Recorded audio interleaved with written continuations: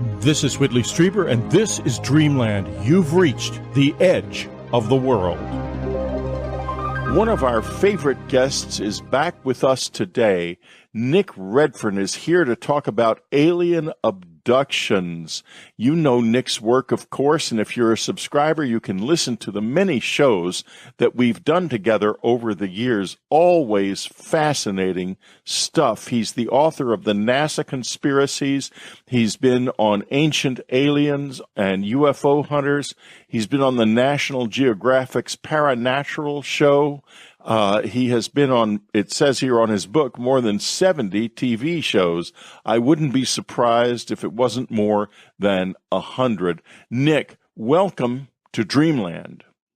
Hey, Whitley. Well, thanks for having me on again. Well, good. Well, today we're going to be talking about alien abductions. And since I am an alien abductee, I am going to be asking Nick a number of questions about my own experience. This means that those of you who send me emails saying, we don't want you to talk, we just want you to ask questions, had better listen to another broadcast, because that is usually what I do. But I am also, as far as I know, the only close encounter witness with a podcast of this size. Therefore, I feel obligated when somebody who has done this kind of research is on the show to bring some of my own questions as well.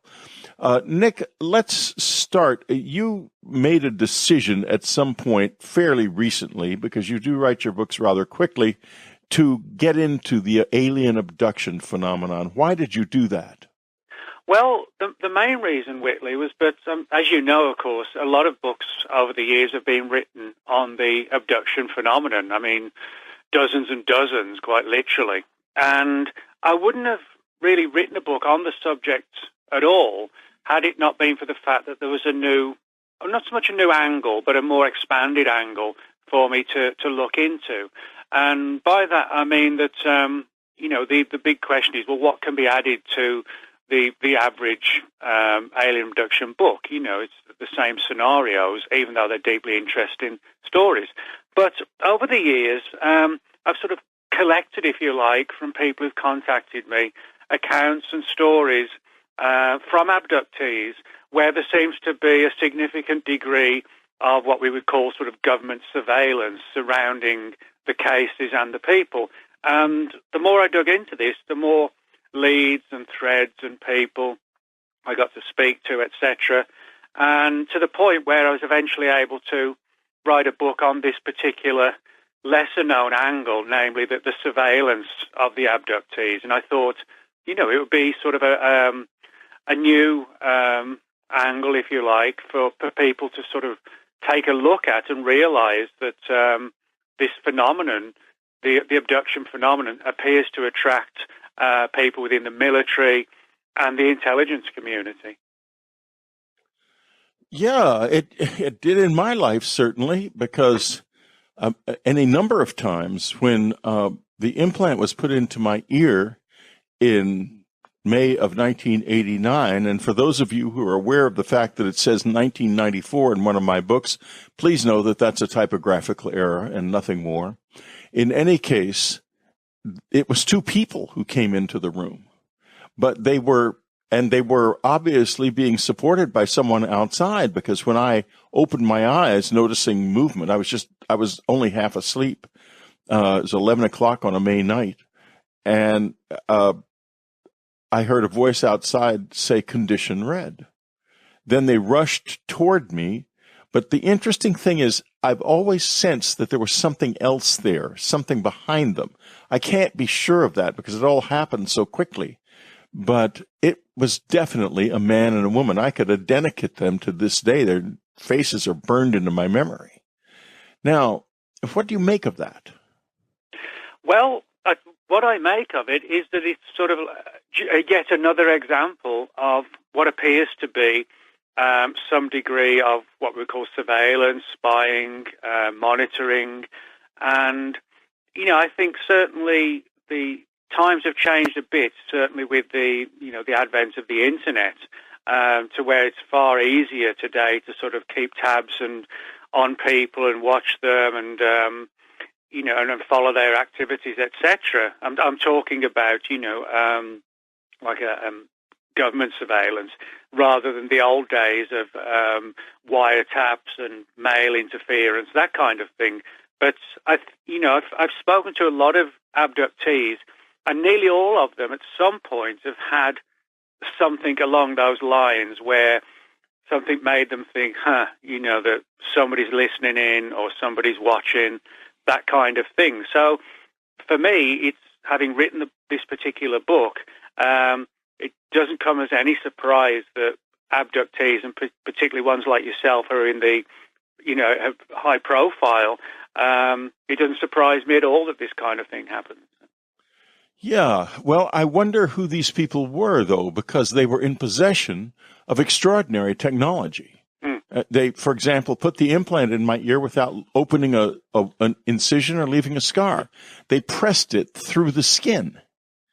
Now, we don't have anything remotely like that. When they left the house, they left behind a powerful magnetic field that kept the garage door alarm from functioning. A magnetic field so powerful that the whole garage door was all the way open, and the switch wasn't tripped because the magnetic field was incredibly powerful. We had no way to know where that magnetic field could have come from. It could not have come from the magnets in the switches. So they seem to be in possession of technology that's pretty far beyond what we know today. And I want to know if you think that they could be somehow connected to aliens or whatever the visitors are. Well, that's a good question, because there are some cases, not a large number of cases I've got, but probably 9 or 10 cases where people have actually, or abductees and contactees, have claimed to have been seen entities that look very much like us or identical to us, but who seem to have access to highly advanced technology. For example, one of the people I interviewed for a previous book, named Felix Garnett, who lives in England, told me how I had a very, very strange experience with this man and woman, sort of like a man in black and a woman in black, and literally sort of manifest in the bedroom, and where they were talking about how, almost in like an amused way, looking at our technology and from the perspective of, wow, are they still using this? It was almost like a time travel type story, of these people coming back and just sort of checking us out, but being amused at our technology. So I do have a few cases like that where they look like regular people, but the technology surrounding them falls into, a completely wilder category. There was also an incident in which, when I was living in our little condo in Texas we lived in for a couple of years, I was lying in bed in the afternoon. I was getting ready to take a nap, when I suddenly heard a voice in my head saying that they were going to kidnap me. It was shocking because I don't hear voices in my head. I've heard 2 in my life, and one was done in an experience in February of 1987 in upstate New York, and this was the second one. I knew immediately that this was not something that was being generated inside me. It was like a radio voice coming from outside. So I leaped up, ran onto the porch beside the bed, beside the bedroom, rather. There was a little French doors, and you could go out onto a porch, and we were on the ground floor. And there beside the room stood 2 men, one tall man, not unusually tall, and a shorter man, and they had an instrument that someone in the military had once told me about, which was an instrument that could project, using microwaves, could project audible signals into a person's head. They immediately turned, ran down to the street, jumped into a black Ford Mustang, and drove off. Now, I know from reading your book that there are a lot of other cases along these lines. Mm-hmm. Who are these people? Can you speculate about that? Well, I mean, that's the big question. Who's sort of, provoking this? Who's running the program?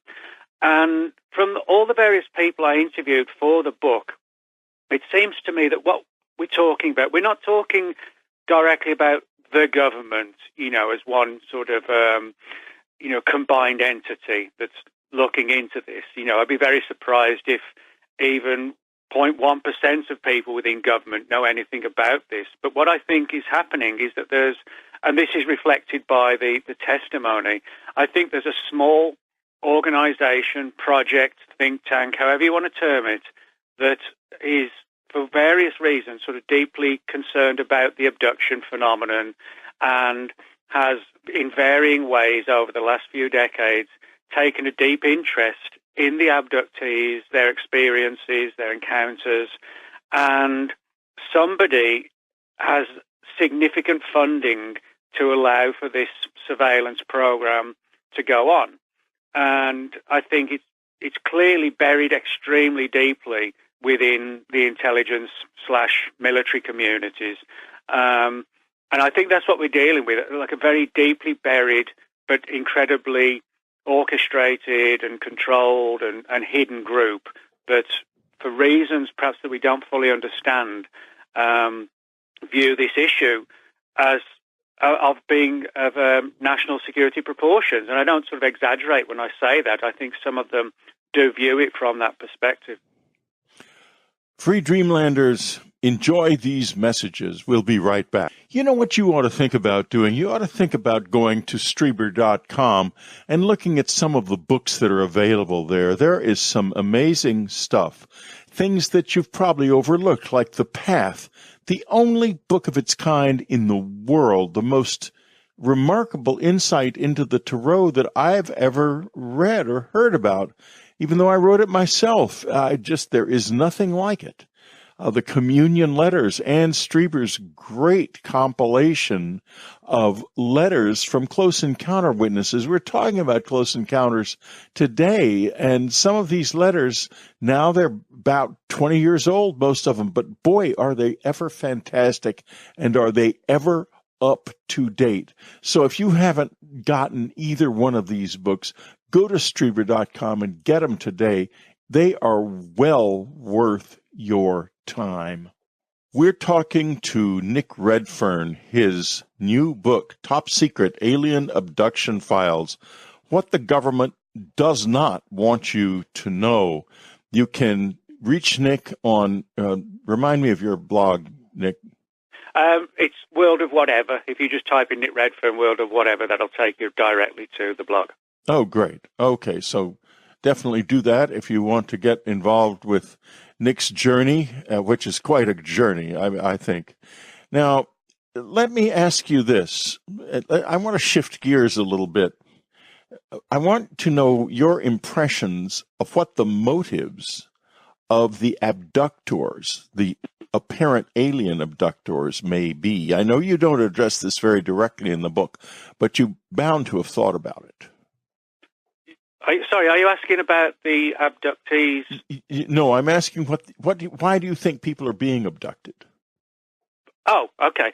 Well, this gets into some very sort of bizarre and sometimes disturbing scenarios, which I think is what, more than anything else, has provoked the surveillance. Now, when you look at the sort of the standard angle, if you like, of abductions, it's people taken on board a craft, subjected to military. Excuse me, let me start that bit again.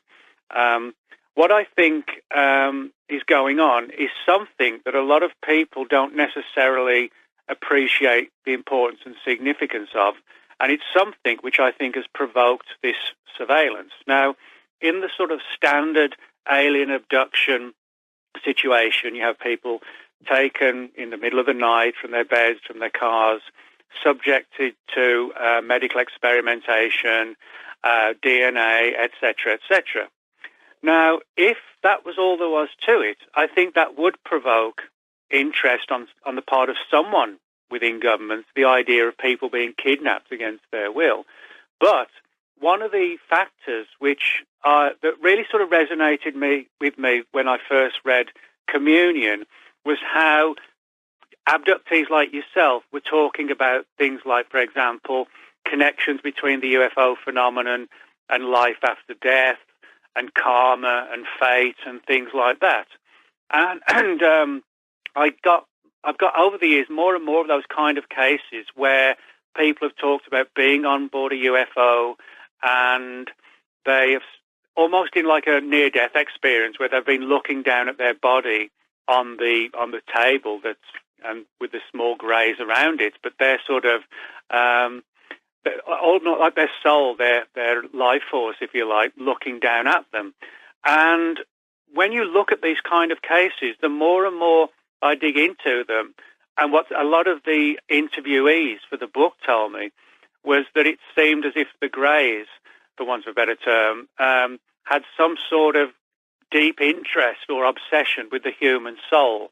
And that was something that cropped up in several of the cases I investigated where the abductees specifically were talking about this issue. And in some cases, when they were directly approached by people from government, that was one of the first questions that popped up. Have you had any dreams about your soul being extracted from your body, or nightmarish dreams of apocalyptic events and your soul being extracted, things like this. So I think whatever is at the heart of the abduction phenomenon, I don't think it's just a case of, oh, we need their DNA because, or they need our DNA because the greys are on a spiraling situation where they're no longer able to reproduce, etc. That's the sort of the conventional angle. But I think, really, from my perspective, we should be focusing more on this kind of soul angle, afterlife, fate, karma angle, which really a lot of people in ufology just want it to be nuts and bolts UFOs.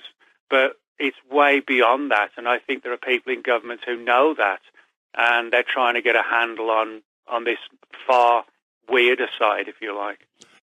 So a couple of things that have happened just recently are really interesting to me. First, some Harvard scientists have said that Oumuamua object that passed through the solar system from interstellar space recently may well have been an alien spacecraft using a light sail as its means of propulsion.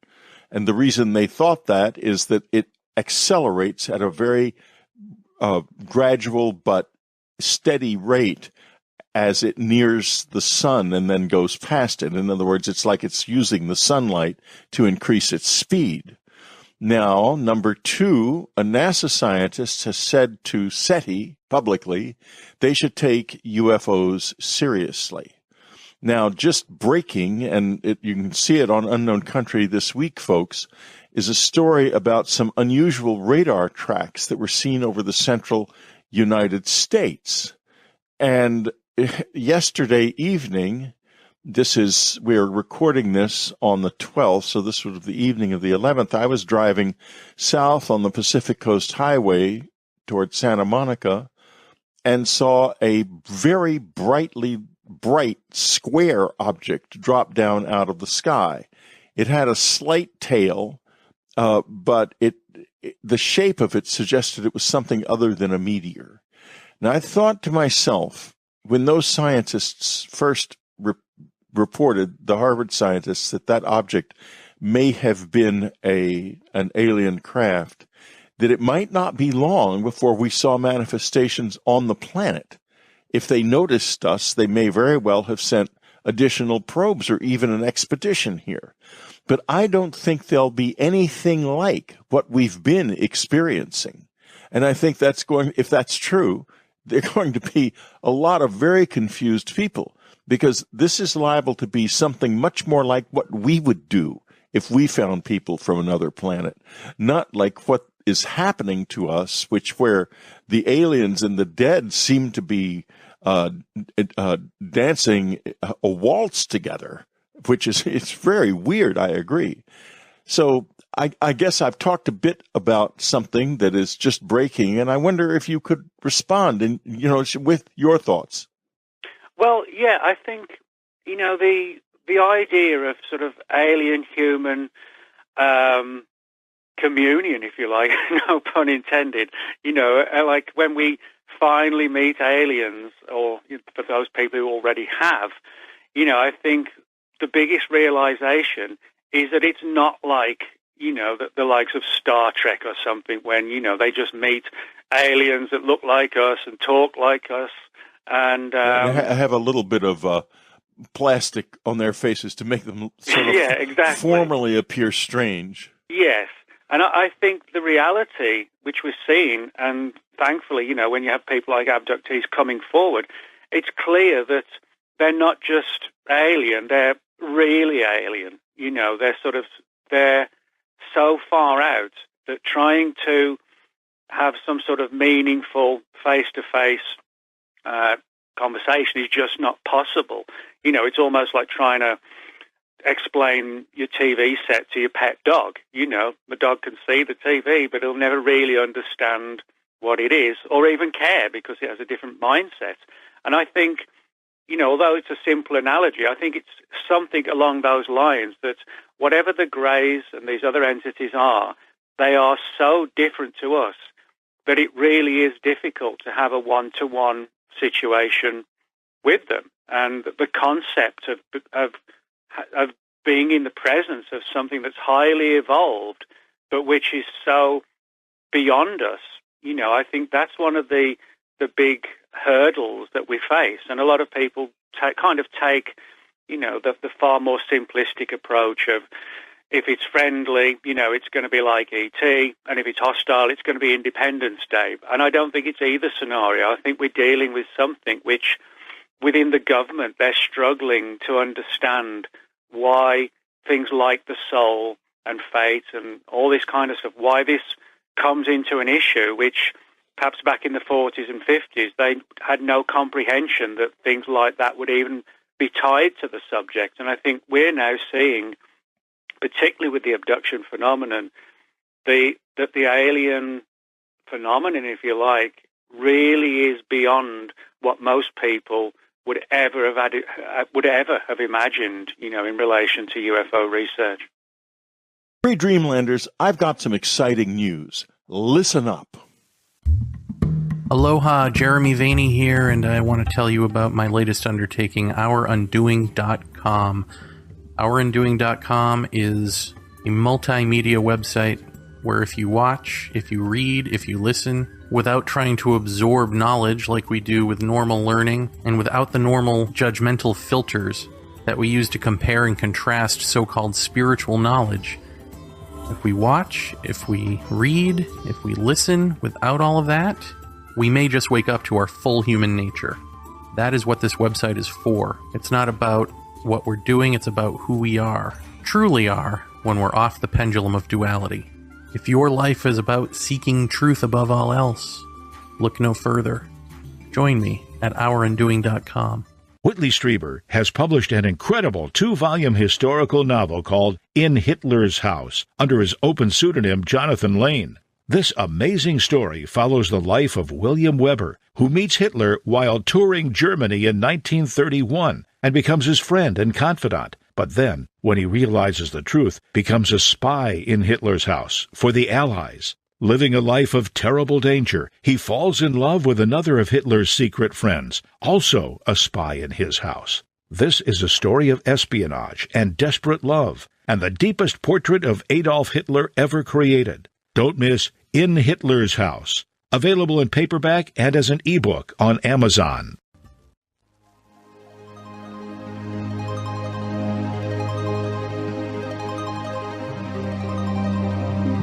You've probably heard the music for years. It's the theme song for Dreamland. But you may not know the name of the piece, The O of Pleasure, or the name of the composer, Ray Lynch. Ray Lynch is a 3-time Billboard Award winner. Ray is also the composer of the platinum album, Deep Breakfast. Pandora calls Ray one of the most influential artists in New Age pop and adult alternative circles. music that will move your heart and set your spirit soaring, visit www.raylynch.com. We're talking to Nick Redfern, Alien Abduction Files, Top Secret Alien Abductions. This is a neat book, folks. He lays a lot of things out. He knows what he's doing, Nick. All of his books are like this. They're beautifully laid out. They get right to the point. It's not a huge, long book. It's something you can read. Nick, have they ever go up on audible.com? Yeah. Most of my books from about the last 5 or 6 years are on Audible, and a number of them, including the new book, are available on CD box sets as well for people who enjoy CD listening. So, there's various different ways that people can access the book. Because more and more people are listening to books on Audible. I know I have the Audible app, and I listen to it all the time. So great. It's nice to know that. Now, let's talk about some specific encounters, if you will, and maybe we can dimensionalize this a little bit. And you lay out a number of them. I'm just sort of going from one to another. How about Judy Doherty, which is a fascinating encounter that was researched by a wonderful researcher, Dr. Leo Sprinkle. Mm-hmm. Well, yeah, I guess more than anything else, this really gets to the, the heart of the whole abduction phenomenon in terms of its sort of sheer weirdness. Now, the story of Judy Doherty goes back to May 1973, and it was late at night, and she was driving near Houston, Texas, and she saw a UFO, like a disc-shaped UFO, classic flying saucer. Now, in the wake of that, she started to have a series of really serious, nightmarish dreams. And there was also a classic period of missing time, as it's become known. And as you said, she was hypnotized by Dr. Leo Sprinkle, and it turned out that a certain part of the experience from her had been erased from her conscious memory, at least. And she described seeing a calf being taken aboard a UFO. And it was almost as if it was sort of being sucked into the sky. And also that she was taken on board the craft as well.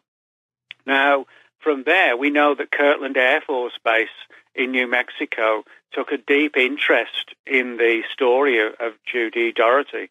And it sounds very much like that when she was abducted, it was pure chance that a cattle mutilation was going on at the very time when she quite literally stumbled upon this event taking place.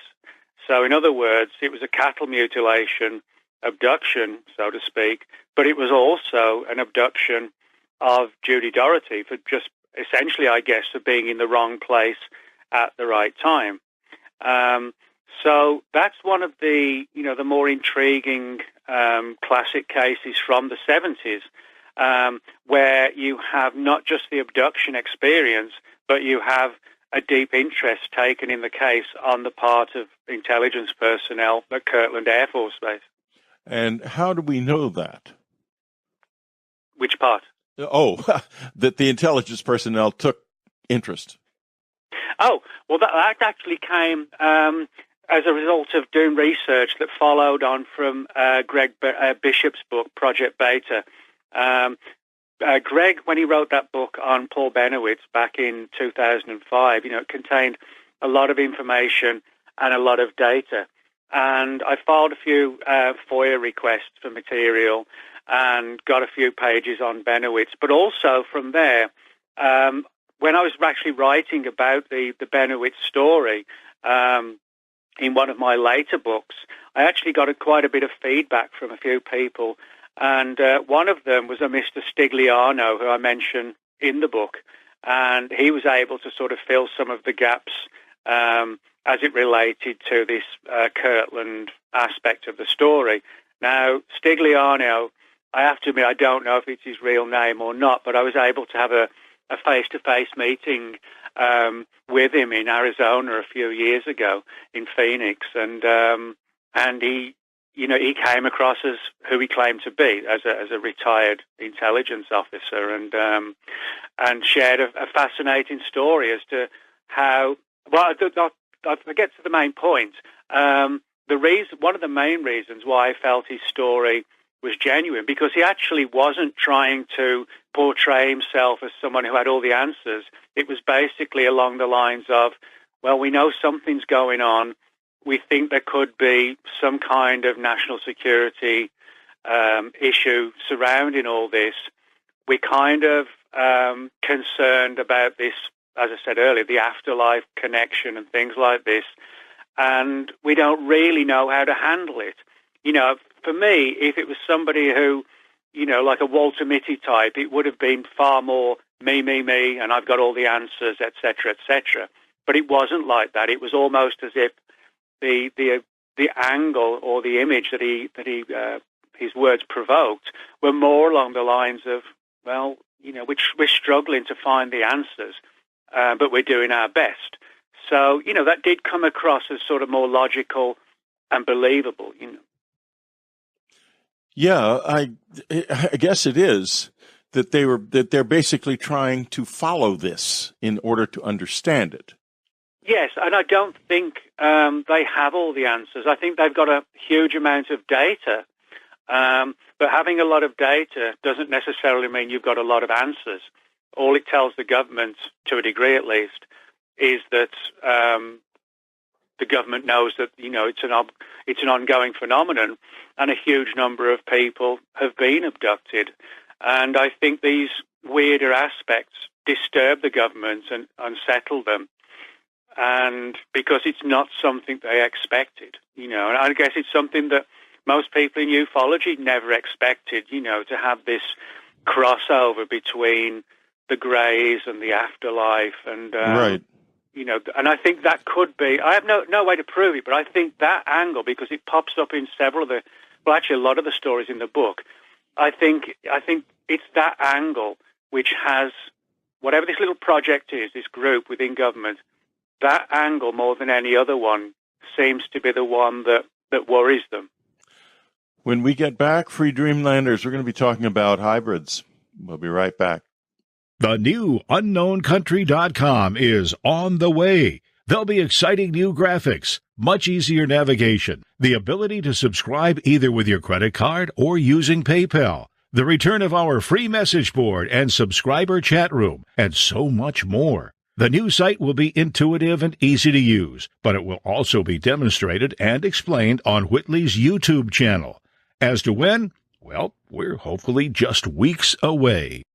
The Afterlife Revolution is getting great reviews. There's a tremendous, lovely response to it, and I'm so pleased and humbled because it's an effort on the part of myself and Anne.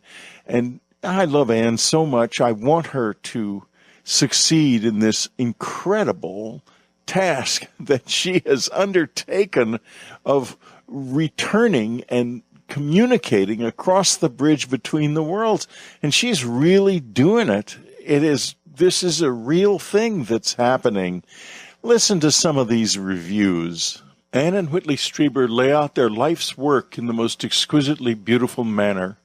This moving book comes from the heart, the unified heart of two people who have dedicated their lives in this realm and the next to revealing the nature of consciousness as it makes its sojourn in this human form. That's just one. Here's another. I love this book. It's a wonderful read, especially if you lost somebody very close to you. Just incredible. Here's another one. The book shows you how to grow your soul, for lack of a better term. Through Anne's insight, Whitley shares invaluable information that could only be from the other side. So take it seriously. Go to Amazon and get Afterlife Revolution. Go on to Amazon and get the Afterlife Revolution in paperback or in Kindle format. And if you have questions or thoughts, Write me at whitley@streiber.com. I'm right here. I'm ready to answer anything you ask, to help you in any way I can, always. We're talking to Nick Redfern, his new book, Alien Abduction Files. You can reach Nick on the internet as well. Nick, can you give us your internet address? Yeah, if you Google Nick Redfern, World of Whatever, that will take you directly to my blog. Great. Okay, because I always, when I mention addresses, for some reason, it gets the blog gets far fewer hits than if the guest mentions the address, we've noticed. So, in any case, there's another aspect to this, which is the aspect of hybrids. Mm-hmm. And this is one of the things that has really worried, I'm sure, the government. In fact, I know it has for this reason. I was told back in the early 90s by a person involved with the Senate Intelligence Committee that the great fear of the government was that aliens who looked human or were hybridized would get into positions of power because they were indistinguishable from ordinary people with unknown consequences. And at the time, he also told me that the National Security Agency was reading everything that was being typed on my computer from the World Trade Center, which was visible from my house, which was at that time in Brooklyn Heights. You could actually see the World Trade Center from the house. Obviously, it's gone now, but this was before 9/11. So I told my family this: you're an alien. Unfortunately, it wasn't a joke. I did it. I typed it onto the computer. And the next day, the entire little street we were on, it was just a short street and it dead-ended at overlooking New York Harbor, was filled with these cars. And normally there weren't many cars parked out there at all, but none of the neighbors, including me, could get parking on the street all of a sudden. And these strange identical cars with these men all sitting in them were there. So I called the man from the Senate. First I called a detective, and he called me, I knew, and he called me back, and I gave him the license numbers, the idea being to find out where the cars were from. He said they're all federal cars. Those are all Ulster County license plates, and that's where they license their cars. So I called the guy from the Senate, and he laughed and said, well, okay, don't worry about it. I'll get rid of them. From that day to this, I have been endlessly harassed.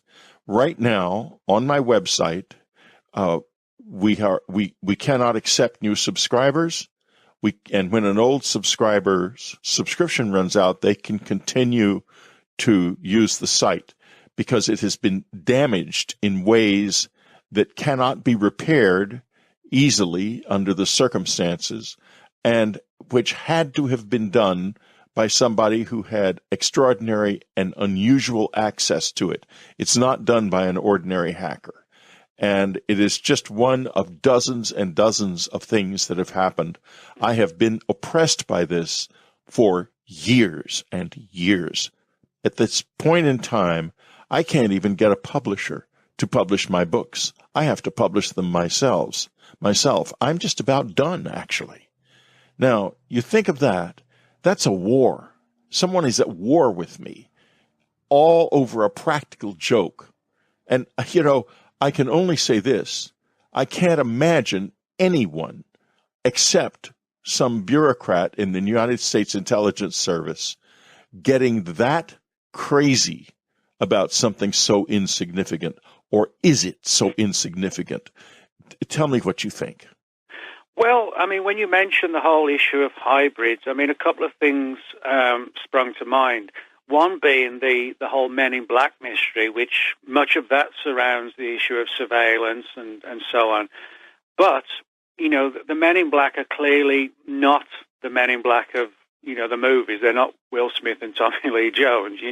They can pass for human, but there are just a few things about them that are just a little bit off. If you were to see them up close, they look not quite fully human. And that goes also for the lesser-known Women in Black angle, and also, of course, with the far more recent phenomenon of the so-called black-eyed children, which I think, all of those particular groups, if you like, look human, but there are vague things, or with the black-eyed kids, with the eyes, significantly yes. issues. But, I've heard things like this before, the idea of aliens or hybrids infiltrating society, that kind of thing. And, if that's true, again, I can easily see why somebody on the inside would take a deep interest, just that word infiltration, I think is enough to warrant, from their perspective, a reason to look into this further. But having written a number of books on the Men in Black mystery, one of the things that really does stand out, and which I do find admittedly quite sinister, is that people say, they see these entities, if you like, sort of skulking in the shadows late at night, and the witnesses have said, that with hindsight, they felt it was because they didn't look entirely human, but, in the shadows late at night, it doesn't really matter. They can just about pass as human.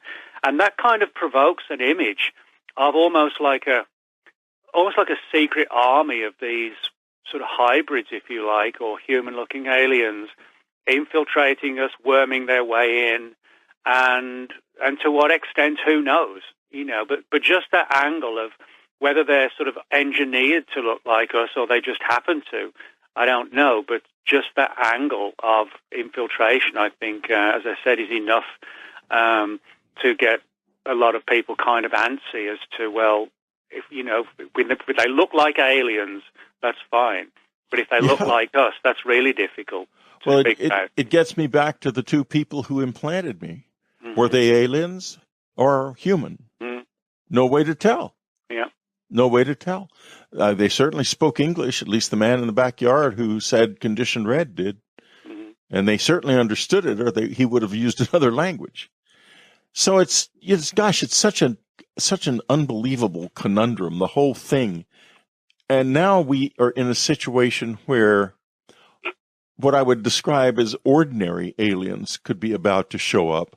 And what in the world are they going to think when we begin to react to them as if that they are part of this whole crazy business when they're not, which could be the case? Well, yeah, and again, all of this just sort of demonstrates this sort of sheer weirdness of the whole situation. And one of the things that really kind of intrigued me, and this also pops up several times in the book and in relation to the Men in Black, is that in some cases the abductees were sort of clandestinely visited by people within government, but then sort of days afterwards there would be this other sort of far more creepy MIB-type characters following them. In other words, as if there was the government angle of surveillance, but the same people were being watched by these sort of pale-faced, skinny, tall MIB, as if there was like another group outside of government, but watching the same people, which goes into, really strange avenues. Let's talk about the Myrna Hansen case, because it takes this to another level. Tell us what happened to Myrna and then where she went. Well, yeah, this is another story with sort of classic overtones attached to it in relation to surveillance and so on. Now, Myrna Hansen's case, that goes back to May 1980, and she was heading towards Eagle Nest, New Mexico. She'd been over to Oklahoma and was heading back home. And she had, sort of a typical abduction experience, when you're in a vehicle, kind of like the Betty and Barney Hill case, which is sort of the perfect example. And excuse me. And very much like the Judy Doherty case, Myrna Hansen says she saw like a small cow, a calf, being taken into a UFO, sort of literally raised from the ground, but not, with ropes or pulleys or anything like that. It was as if it was sort of levitated into the craft. Now, what's intriguing is that Myrna Hansen said that subsequent to actually seeing this cow being lifted into the UFO, she was taken to some sort of underground facility or base, whatever you want to call it, where aliens reportedly implanted her with some kind of device which was assumed to be a tracking device.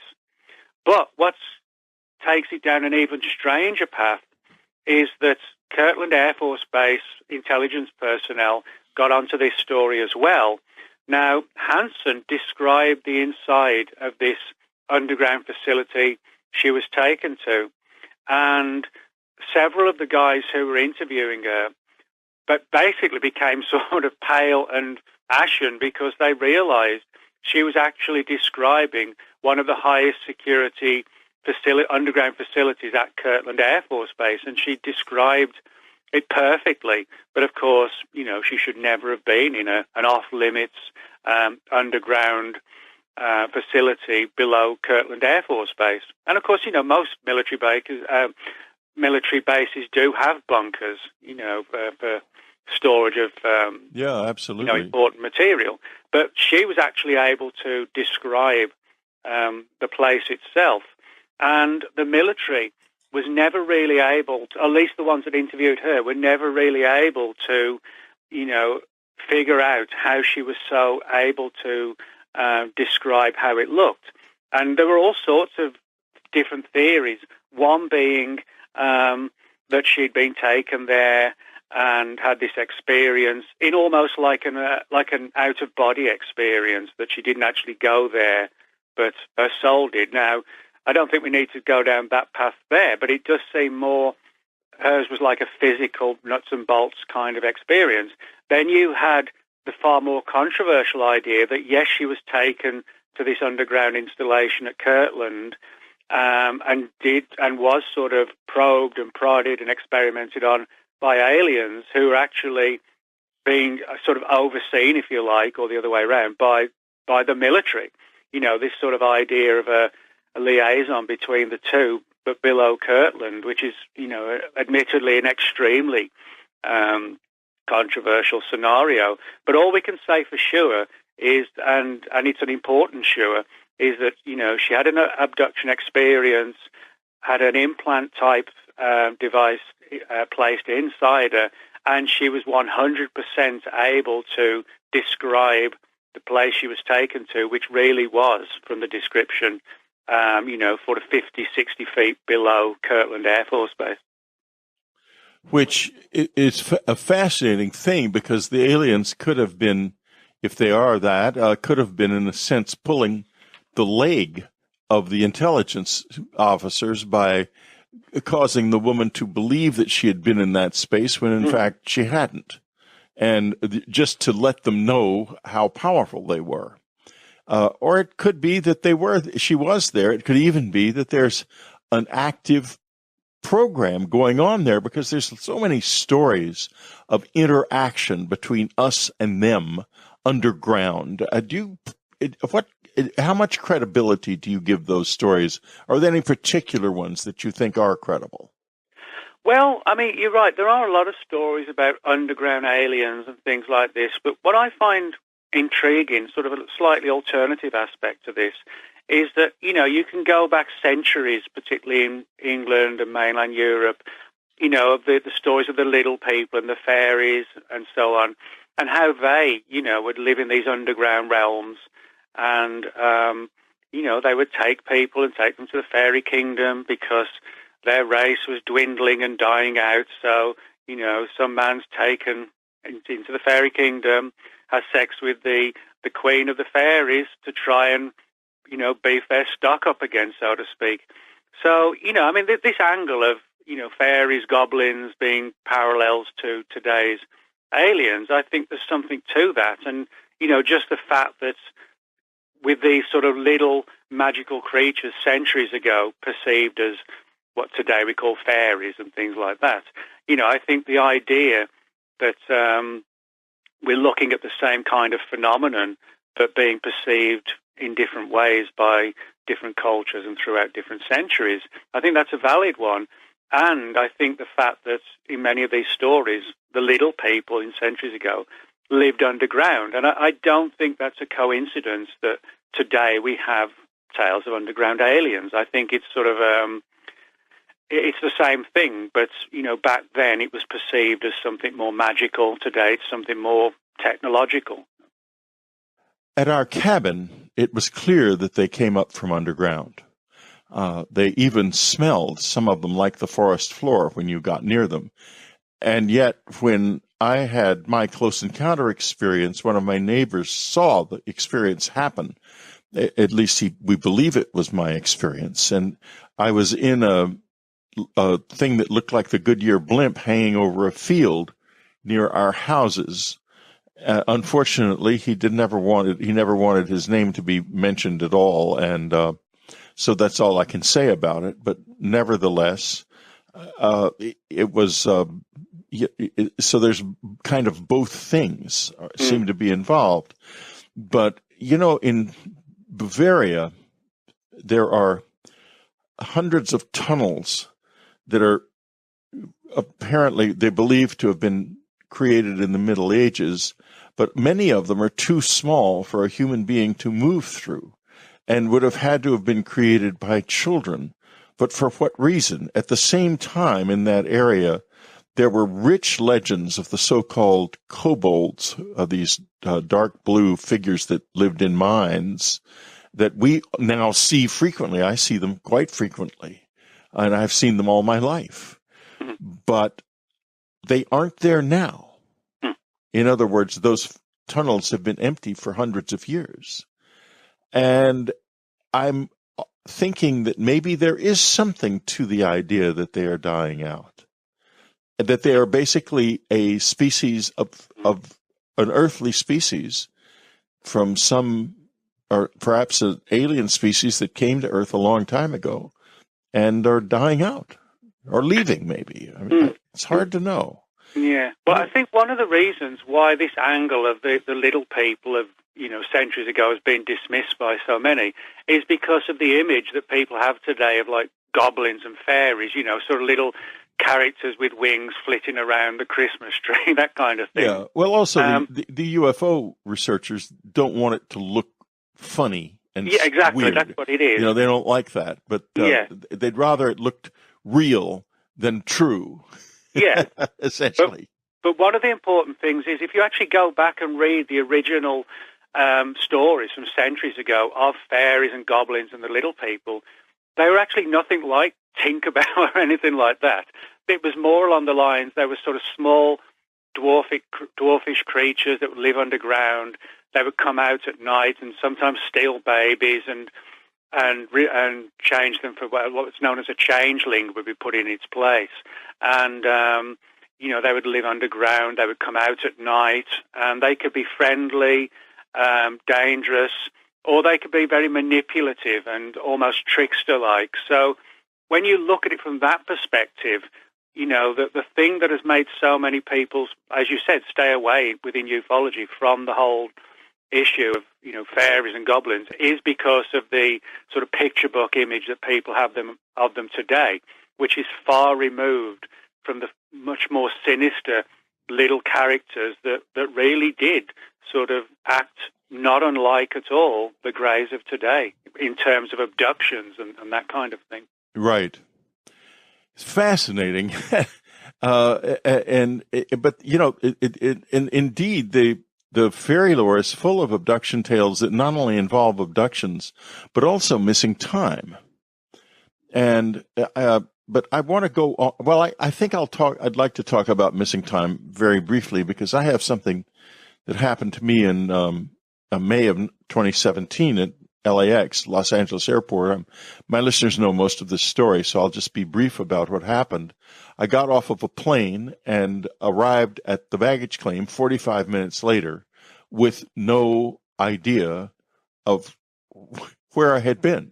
It felt like I just walked directly from the plane to the baggage claim area, but there's no question at all that there was a 45-minute delay. Wow. It was 45 minutes on my watch, and the baggage claim area was abandoned. Everybody had already gone, and my bag was sitting there near the baggage office waiting for me because I had been gone so long, and they'd taken it off the carousel.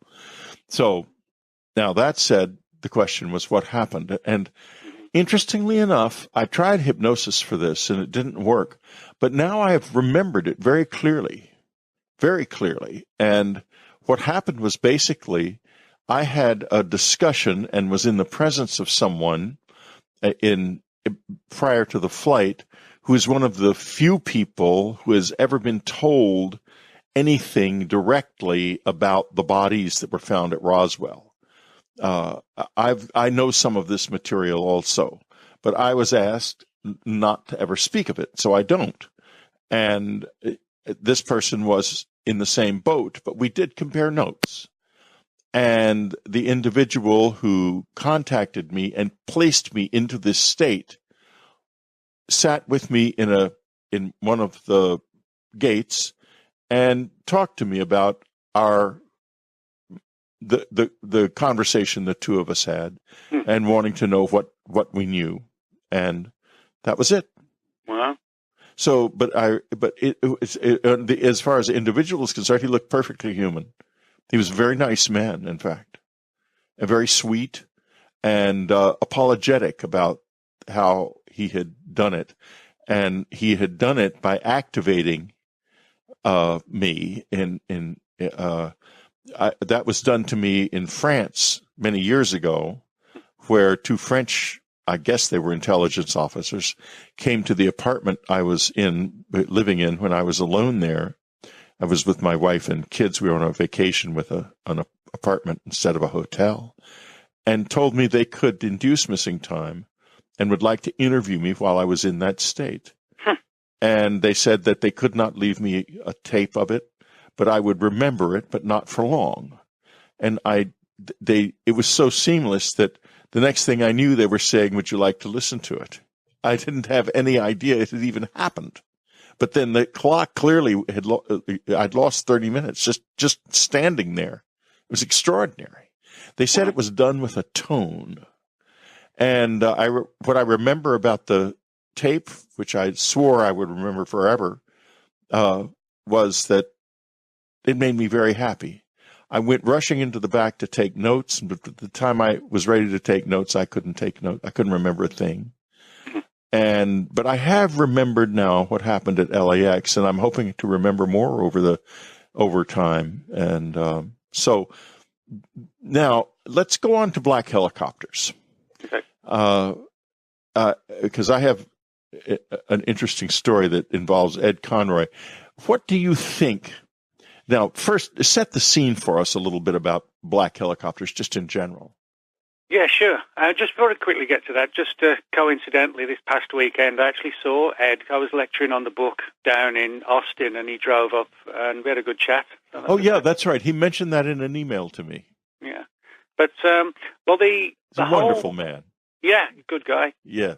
And the whole issue of the black helicopter phenomenon sort of goes back to the latter part of the 60s, but certainly it was at its height onwards from the sort of mid to late 70s. Now, it basically revolves around people, predominantly abductees, but also UFO researchers, and also in relation to the cattle mutilation phenomenon as well, where people report seeing these completely black helicopters. And when I say completely black, I mean there are literally no markings, no identifying markings on the craft themselves, which in itself is actually illegal to fly a helicopter or any kind of aircraft, without identifying markings.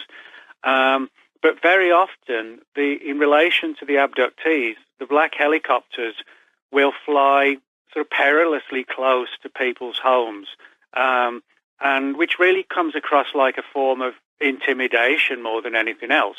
I don't think in most cases it's due to sort of surveillance, trying to see what's going on in the house. I really think it is a kind of a way to intimidate and frighten people and to let them know that, hey, we're watching you. And now, if there were just one or two cases of black helicopters in association to abductions, I would probably be inclined to think, well, it was just a military helicopter flying by the house of somebody who happened to be an abductee, and that just might happen now and again. But the sheer numbers of these cases are incredible, and so many abductees have reported. Sometimes the larger double-rotor military helicopters, and then others have described smaller ones. But the one thing they have in common is this inability on the part of the witness to identify them, because there's just no way to identify them. And again, I think this kind of ties in with this group within governments I'm talking about, that is sort of a quick reaction, deeply buried secret organization that responds to these events incredibly quickly, and has been doing so and continues to do so. Well, interestingly enough, a few months ago, I had such an experience. I'm not sure that it is the helicopter wasn't black. I think it had markings on it, but it was in the evening and it was difficult to tell. I did make some video of it flying around me, and I turned and walked up a dark street on purpose to see if the helicopter would follow me, and it did. So that does happen. Now, Ed Conroy had black helicopters coming out of his ears, and when after he started working on Report on Communion, and in fact, when he came up to the cabin, he brought helicopters with him because we didn't see many at the cabin. And then after he left, I was watching Apocalypse Now, which has a lot of helicopter sounds in it. And all of a sudden, the helicopter sounds in the TV seemed to come out into the room. It was a very eerie thing, like I had suddenly gotten ultra high-end surround sound, which I did not have, obviously. I realized it was coming from outside, and I rushed outside. It was evening, and looked up, and there was this huge helicopter hovering right over the house. And I thought, well, I wonder if they came for Ed too late or what. Anyway, another time, and he tells this story also, Ann and I were in San Antonio to meet with Ed, and we came out of our hotel and in downtown San Antonio and heard helicopters overhead and looked up, and there were two helicopters nose to nose with their blades intertwined, flying low over the city. And we could not believe our eyes. And I watched as they moved away to see whether or not, once I could see them at an angle, if they weren't at different altitudes. But they weren't. They were nose to nose. And when we got to Ed, when we were meeting for breakfast, he was flabbergasted because he had seen them too. Mm-hmm. And this is impossible. It can't be done. I called the FAA at the San Antonio airport and asked if that was possible. And the guy said, oh my God, no, their rotors would break and they'd both crash. Mm-hmm. So, well, is it a method of intimidation, or what the heck is it? Are they able to read something from our minds or something? Well, I mean, one of the weirder things about the black helicopter phenomenon, I guess the angle of being watched by totally black helicopters, with no markings or anything, for some abductees, that might actually be quite intimidating. But there's another aspect to it which takes it down even weirder avenues, and that's where people have said they've seen these black helicopters sort of morph into different shapes. I've got some cases where they describe the helicopter turning into like a classic flying saucer, and also vice versa. And in other cases, they transformed into like a large ball of light, as if it was almost sort of like a stealthy camouflage of whose side, I don't know. But there are enough of those sort of morphing black helicopter stories to suggest it is a real phenomenon. But, whether it's a creation of the military or whether, we're looking at even bizarre situations and scenarios where the phenomenon itself, manipulates something to look like something familiar when it actually isn't. Well, we have come to the end of our time together today. Nick, it's been really wonderful, lots of fun, and fascinating. Nick Redfern's book is Top Secret, Alien Abduction Files, What the Government Doesn't Want You to Know. And apparently what they don't want you to know is everything. And yet, here we are, out here on the front line, all of us who have had these experiences, and all of us others as well, because these experiences in the end mean something that we don't understand and that we're not told about. And that is wrong. That is very simply wrong. We deserve to know more. Maybe we don't deserve to know the whole thing and the whole story, but at least we deserve to know what is being kept from us about what happens to us. Nick, thank you. All right. Thanks a lot, Luke. You've been listening to Dreamland. Be sure to tune in again next week. Dreamland is brought to you by UnknownCountry.com and its family of subscribers.